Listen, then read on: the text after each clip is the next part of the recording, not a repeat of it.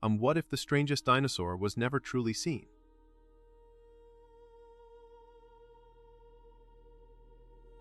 For decades, this single bone defined a paleontological enigma.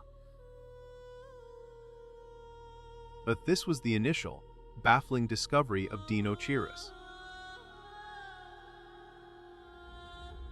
Its arms were nearly 8 feet long, defying expectations for its time.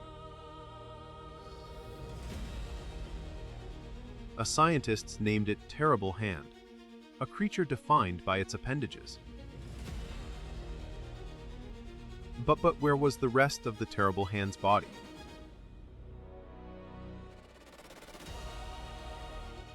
The early concept was pure speculation, a walking mystery. Some imagined a predator, perhaps a gigantic, heavy carnivore. The search continued in the ancient formations of Central Asia. Decades later, new, more complete fossils began to emerge. These additions started to paint a vastly different picture of Deinocheirus. The hip structure suggested a creature built for bulk, not speed.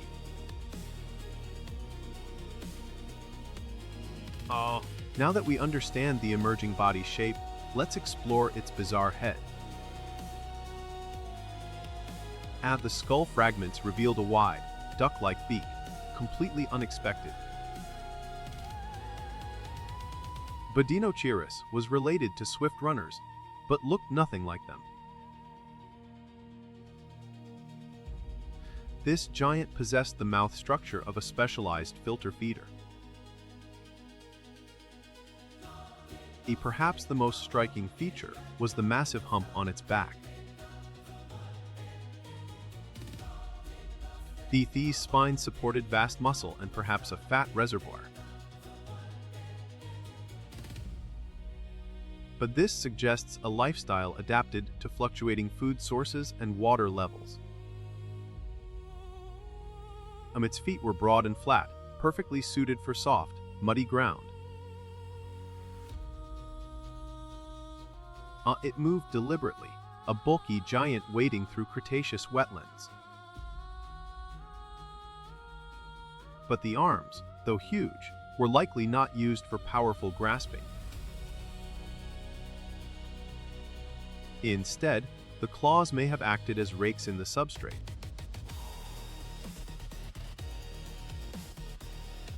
It was likely an omnivore, scooping up anything edible it could find. But its eyes were relatively small, suggesting foraging relied less on keen sight.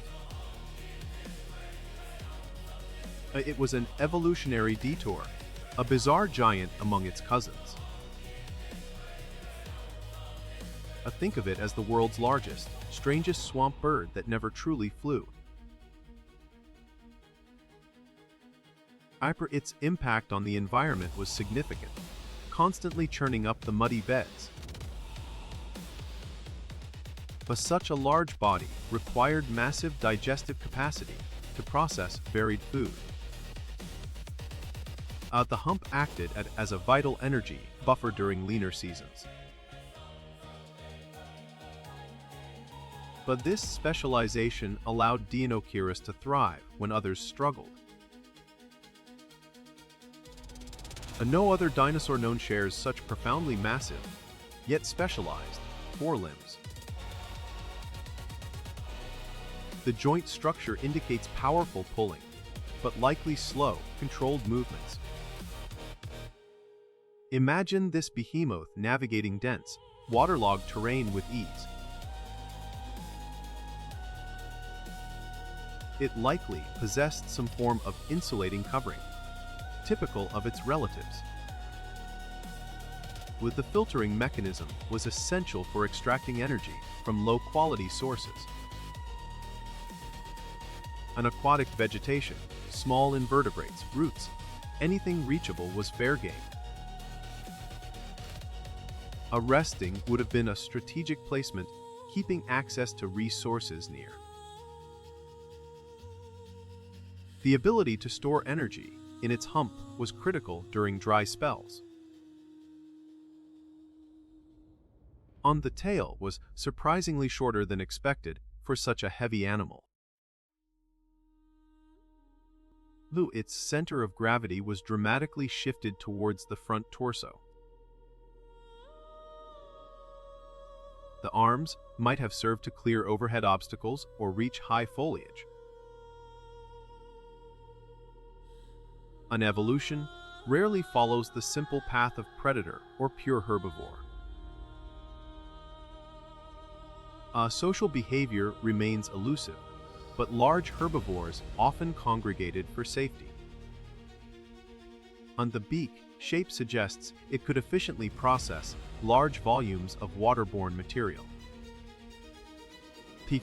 This unique anatomy flourished for millions of years in its specific niche. The combination of features makes Deinocheirus one of the most distinctive dinosaurs. Every piece of evidence forces a reevaluation of what we thought possible.